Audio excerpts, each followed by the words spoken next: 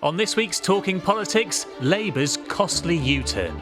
The fury from winter fuel has just been another level. Keir Starmer looks at this and knows that he was kind of walked into a political disaster. Robert dissects Starmer's EU trade deal. The government, in an economic sense, could have been, in these negotiations, much more ambitious. Why not be hung, as it were, for a sheep as much as a goat? Why not have gone further? And are MPs wavering on assisted dying? I voted in favour at the first stage because I am in favour of the principle of assisted dying. I will be voting against in subsequent stages. Hello, welcome to the podcast. I'm Paul Brand and I'm joined by Anushka for her final week on the show. Robert isn't with us this week, but did drop in earlier to give his critical take on the UK-EU trade deal. We'll bring you that later in the podcast. But Anushka, there is only one place to start today, isn't there? Let's have a listen. But I recognise that people are still feeling the pressure of the cost of living crisis, including pensioners. And as the economy improves, we want to make sure people feel those improvements in their days as their lives go forward. And that is why we want to ensure that as we go forward, more pensioners are eligible for winter fuel payments. As you would expect, Mr. Speaker, we will only make decisions we can afford. That is why we will look at that as part of a fiscal event. So that was Keir Starmer, of course, at Prime Minister's questions. Labour are rethinking winter fuel allowance, somewhat of a U-turn, we might say, Anushka. And it was a bit of a surprise one. I mean, there has been speculation in recent days that this might happen, but I remember you saying a few weeks ago you really didn't think they were going to do this, and then here they are, obviously under massive pressure after the local elections, seemingly feeling like they've got no choice. You didn't watch the news yesterday, Paul. We said they definitely were going to do this, and they've been thinking about it for a long time. Although I have to say, last summer, when people were saying you need to U-turn now, the attitude inside Downing Street was we can't do that, that if we U-turn on this, it looks like we are basically willing to flex at any sign of pressure. But that has changed quite dramatically, partly because of the local elections. And actually, I was just looking back at some of the WhatsApps I received from MPs, Labour MPs, on the morning of that. One said, this is a word I can't say on a podcast, mess. Ultimately, the result of a bunch of incompetence. That's a message from a Labour MP. There were things like, basically, oh yeah, winter fuel was idiocy. Others were saying to me they just heard it on the doorstep and it needed to change. Talking to people in Downing Street this week, and I think ever since those local elections, it's been clear that they were going to tweak this at some point, not fully reverse it, as some have suggested, and they won't fully reverse it.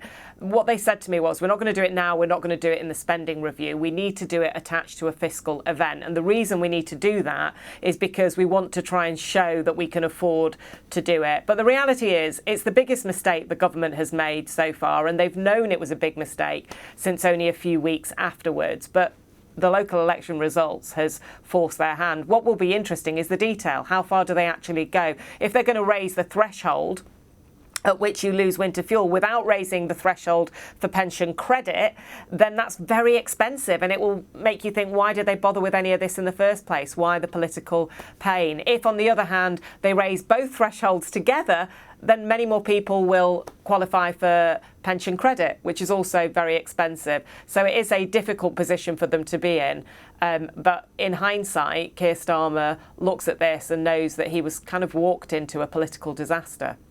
Also shows to me the power of pensioners, right, in politics, because here they are having the winter fuel payments reversed. Obviously, there are lots of pensioners in hardship, and some of those who have their winter fuel allowance cut will feel as though they cannot afford that cut. But at the same time, you've got, for example, Liz Kendall, the Welfare Secretary, going out this morning saying that she's sticking to her plan to cut welfare, including for disabled people. You've got a massive row in the Labour Party going on about child benefit and whether that should be reversed. The two-child limit on child benefit that was introduced by the previous government should be reversed. None of those things have yet been turned into a U-turn or a change in policy. It is winter fuel allowance. So it is, pensioners, again, who seem to be the priority in politics because, as we know, pensioners vote. I think the problem they've got on this is basically it wasn't actually the principle of it, which was the idea of why are we giving winter fuel payments to millionaires. They always give the example of Mick Jagger. It was basically the execution of it, which was the mistake. Yeah, I don't know why they always choose Mick Jagger. Wonder if he actually gives his back. It was the execution and it was the framing of it. And I remember when this first happened and I realised that they were using pension credit as the cut-off. And I spoke to Age UK, the charity at the time, and they said that means that, you know, almost 1 million poor pensioners are going to be wrapped up in this, are going to lose their winter fuel because pension credit had terrible uptake. And there was a press conference in the Downing Street Garden, and it was the same time that they were giving out, you know, big payouts to doctors and to train drivers. And I said to Keir Starmer, why are you basically balancing the books on the back of pensioners? And his argument at the time, and it still is that the principle was correct.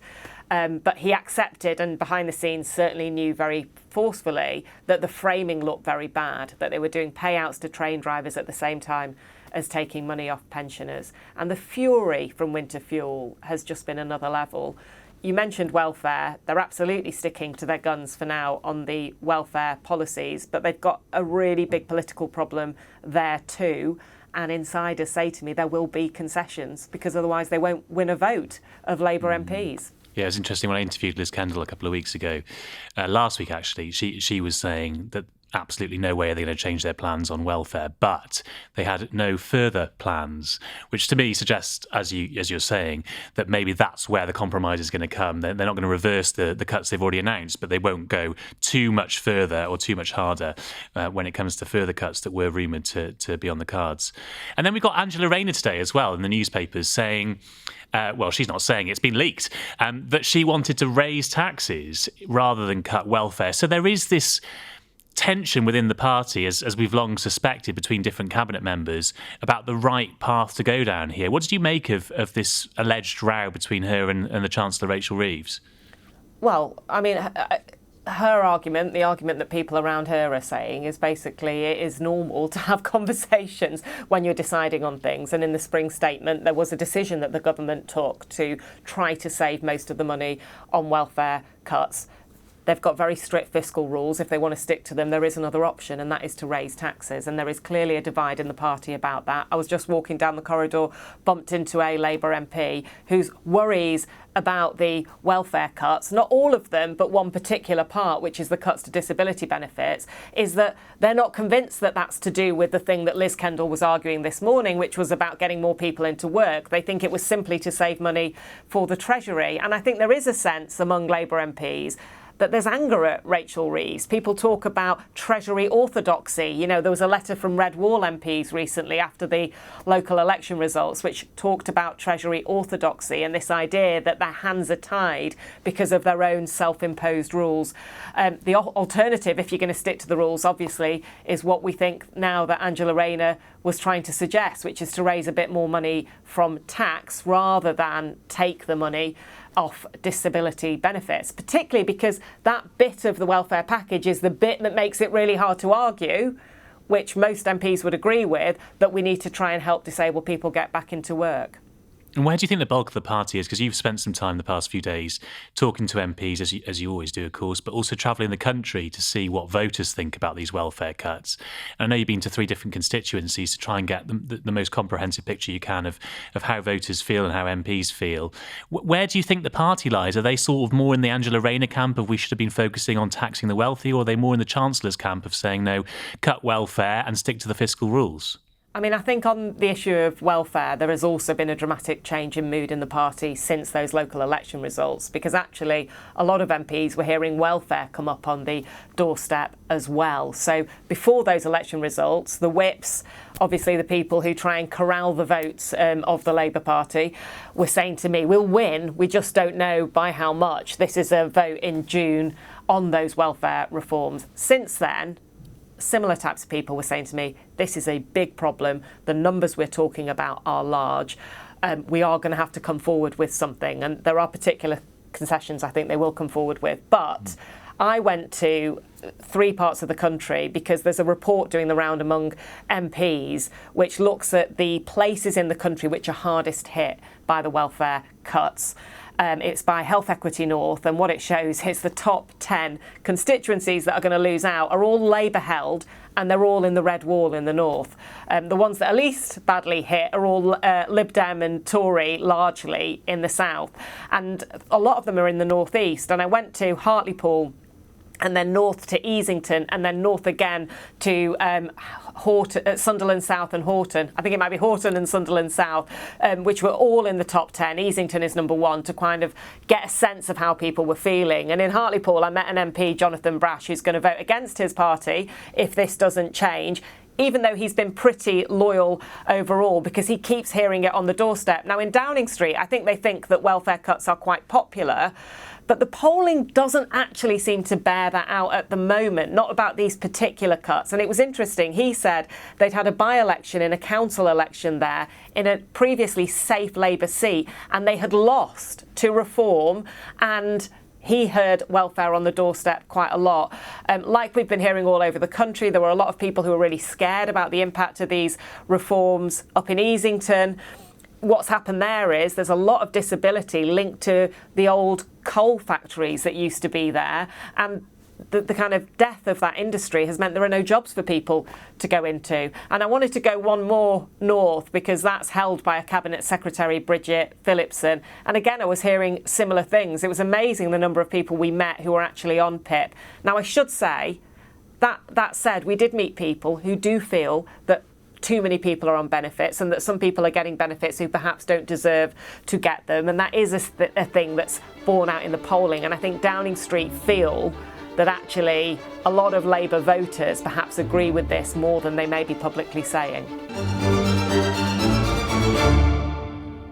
The other big talking point of the week has been the UK-EU deal, the new deal, the latest deal. We've been inundated with messages on it on our Talking Politics at ITV.com inbox this week. We'll address some of those shortly. But first, as promised, here's Robert's analysis on the deal and why he believes Keir Starmer could have been a lot more bold in negotiations. So there's a lot of very interesting politics and economics around this so-called reset between the UK and the European Union. I think it is important at the outset to say that despite all the noise, the impact on our prosperity will be quite limited because the improvement in the terms of trade is restricted to food and what's known as agri-products, the things that farmers produce, and as I say, also our food companies produce. And according to the government's own estimate, that would increase national income by 0.2% of our GDP by 2040. When we left the European Union, according to the Office for Budget Responsibility, that is the government's own forecaster, the cost, because our trade became much more expensive with the EU, the cost of the UK was 4% of our national income. So we have got back a 20th of what we lost. And so, as I say, important not to overstate this. And again, another bit of context that I think is useful. Many people will remember all that dramatic fuss over Theresa May's deal with the EU. The Brexit arrangement she wanted to put in place, it's called the Chequers Agreement, which her cabinet approved in the summer of 2018. It led to Boris Johnson resigning. It led to David Davis resigning, but the cabinet approved it. Parliament never approved it, largely because the Labour Party could not be persuaded to vote for it. Obviously, there were going to be lots of Tories who were never going to vote for it, but there was a caucus of Tories who would have voted for it, and if the Labour Party had joined them, it would have got through. That would have increased our GDP by 2%. In other words, we would have got back half of what we'd lost from Brexit, as opposed to a 20th under Keir Starmer's deal. And actually, I've looked back at the Theresa May deal, and what's interesting about it is it doesn't really cross any of what Keir Starmer says are, his unbreakable red lines, the ones that he put in his manifesto, because it didn't reintroduce freedom of movement, which he said is impossible for him. And it wasn't rejoining either the single market in a pure sense, or indeed joining or rejoining the customs union in a pure sense. One of the things he said, I was at the press conference on Monday when he announced all of this, and he stressed how important it was that we negotiate free trade deals with other countries. There is an argument, just very briefly to be put, that said both the past Tory government and this government slightly overstate the benefits of doing these trade deals with the likes of America and India, since frankly they don't improve our GDP by that much. But let's just give them the benefit of the doubt and say that being able to do those free trade deals with America and India are terribly important. Actually, Theresa May's deal, her Brexit deal, the one that got rejected, allowed the British government to negotiate free trade deals with other countries, which of course is not possible if you rejoin formally the customs union. So when he says things like, we can't rejoin the customs union or the single market because, I gave my promise to the electorate that we wouldn't, and anyway, we want these free trade deals, it is nonetheless the case that the government, in an economic sense, could have been, in these negotiations, much more ambitious than they were, because they could have gone back, because presumably if the EU was prepared to allow Theresa May that deal, they presumably, because that Rubicon was crossed by them, presumably they would have been prepared to give that deal to Starmer. And so while it is patently the case that he's improved relations with the EU, I think there is an argument for saying that he could and should have actually asked for more and could have negotiated more on behalf of British citizens in terms of deals that might have improved our living standards more. And I suppose this takes us on to the politics, really, because in his food, in his agri-food, his food deal, he has accepted the principle that standards for the UK in food for farmers will be set by Brussels, right? So he is, in that sense, laying himself open to the charge. Indeed, this is what's happened from the Tories and Reform, that he is betraying some people who voted for Brexit, who thought that the so-called sovereignty argument was paramount. So there are a lot of people who voted for Brexit who said we should never in any circumstances have our rules and laws set by Brussels. Well, he's crossed that Rubicon. He's accepted that when it comes to food and drink, the standards will be set by Brussels, and indeed the European Court of Justice will be the ultimate adjudicator of whether we're meeting those standards. Again, something that Brexiters absolutely hate.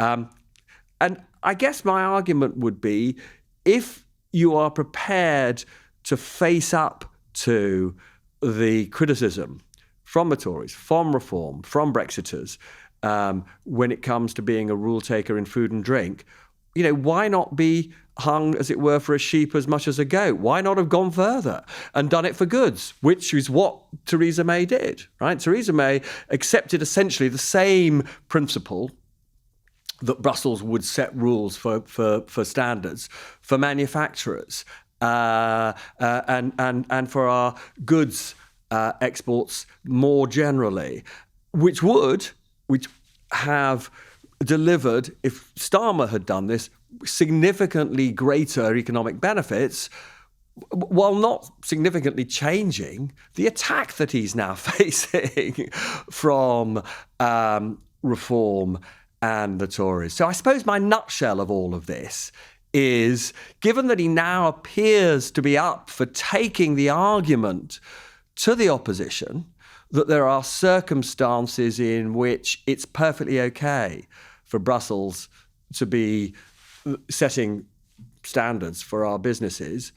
If he's prepared to have that fight, why not, therefore, have that fight while delivering a much more,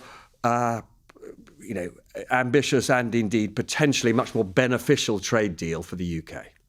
So that was Robert's considered take. Keir Starmer didn't go far enough. We've had a variety of messages from you on this, all of which have been pretty critical of the Prime Minister, actually. For example, Alexander Garside said, "Won't Starmer's deal with Europe further alienate Brexit voters and help propel Nigel Farage into 10 Downing Street?" Let's deal with that one, Anushka, because I was looking at some really interesting polling this week by YouGov, which suggests that a majority of people in Britain now want closer relations with the EU. And actually, when you break it down, even Reform voters and Brexiteers, a majority of those also want closer relations with the EU. So I wonder whether this is actually as simple as some people suggest, whether the Leave Remain divide is quite so clear-cut as it once was, and actually people can see the nuance and the benefit of having closer relationships as long as Starmer doesn't completely betray the core principles of Brexit. What do you think?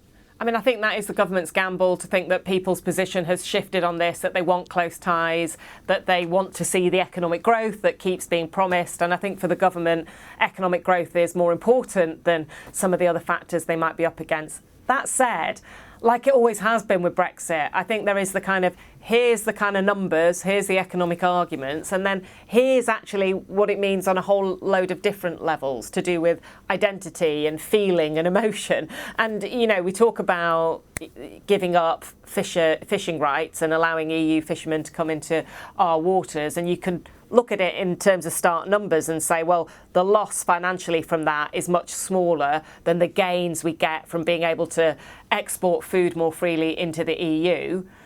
But when you look at some polling, and I've actually got some on the Peston programme this week, and you say to people, what would you see as a betrayal? This kind of deal for fishermen would be seen as a betrayal by more people than those who see it as not a betrayal and something that's okay to do. It's so totemic, isn't it? Fishing is so totemic. And it's not always just about, and this is what we learned in 2016, what do the headline figures tell you? It's about what do people think about our society and our relationship with Europe. Interestingly, in the same polling, fewer people think a youth mobility scheme would actually be a betrayal of Brexit, even though that's causing a lot of concern in some parts of the media. But I think that ultimately will depend on what it actually means for our immigration numbers, which, by the way, when I asked someone in the Home Office about it, they didn't really understand what it would mean for our immigration numbers. What are they calling it now? Youth experience scheme, isn't it? Yeah. Rather than just an experience. No migration, just an experience. Nobody's going to live here. They're just going to have a short experience and then go home. Well, there's another issue I want to talk about that keeps coming back up in politics every decade or so, and that, of course, is assisted dying, although this time it really has gone a lot further in Parliament than ever before. We had the recent debate on hundreds of possible amendments to the proposed new bill that would legalise assisted dying for terminally ill adults in the UK. There's been huge speculation about whether MPs are changing their minds or not on this bill as it progresses through the various stages of scrutiny, and I caught up with a few MPs in Parliament to ask them whether their position had actually changed. Here's Conservatives' Andrew Snowden and Charlie Dewhurst, and then we'll also hear from Labour's Marie Tidball. I voted in favour at the first stage because I am in favour of the principle of assisted dying, and as a new MP I wanted to see how that was going to play out in a private member's bill. I will be voting against in subsequent stages because it has just become so apparent to me that a private member's bill with such limited time for debate without a bill being properly constructed is not the right way to do this. I'm particularly concerned around issues around coercion. Another area where we were assured the High Court judge would be involved in any decision relating to an assisted dying case. That's been now open to an expert panel, and we're assured that psychiatrists will be involved in that, and yet the Royal College of Psychiatrists have come out against this very legislation. So this has shored up your support. You weren't sure before, now you are. No, I really wasn't, and I am reassured thanks to the scrutiny of looking at the 600 amendments that we looked at in Bill Committee and the debate that we've had today as well, that that I absolutely think this is the strongest bill of its type in the world, and we'll be voting in favour at the third reading. So a small but interesting sample of views there. Anushka, I want to talk to you about this because we had a brief chat the other day over lunch about it when I was down in Westminster, and I think we've got slightly different views on which way the bill might go. I don't know whether yours has changed at all since Friday. I don't think mine has. I still think the number of MPs publicly switching is quite small. I'm told there are a couple of dozen potentially behind the scenes who will switch their vote but don't want to go public yet. But overall, it doesn't feel to me like there's a kind of herd stampede in one direction or another that would jeopardise the 55 majority that Kim Leadbeater had on her bill last November. So at this stage, the proponents and the opponents are saying to me they still think the chances are the bill is going to get through third reading, which will now come in June. What do you think?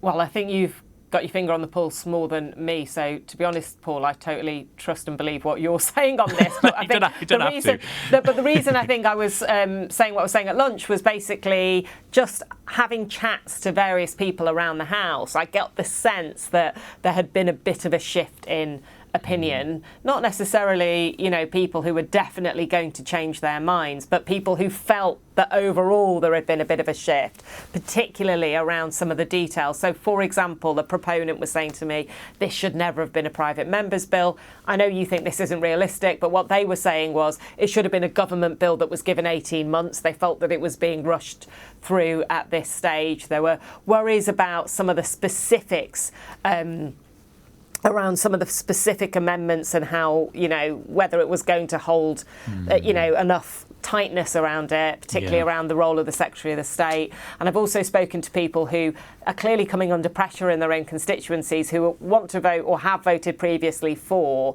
and are sensing that there is a bit of a shift against. But, these are kind of huge totemic, emotional issues. People feel really strongly in both directions. And I do think it's really hard, which is why I do say, because you're talking to way more people about it, you can feel one way or another from every conversation you have on this. Yeah, I keep expecting it to move because there's no doubt the bill has had challenges. And you mentioned one of them there about the safeguards in the bill. The fact that Kim Leadbeater had designed this whole process to be the sign-off of 2 doctors, then a High Court judge. Then she dropped the High Court judge because it wasn't workable, quite frankly. Now she's got a panel of experts instead of a High Court judge, including psychiatrists and social workers. Now those professions are saying they're not sure it's workable either. So there's no doubt that the bill is questionable in some regards, and so you'd imagine MPs would start changing their minds. And yet, like I say, at the moment, it doesn't feel seismic. It feels like some of the support's peeling away to a degree, and I wonder whether time is actually not on Kim's side here, because she's going to have to wait another month now for third reading, and maybe that allows more doubts to creep in.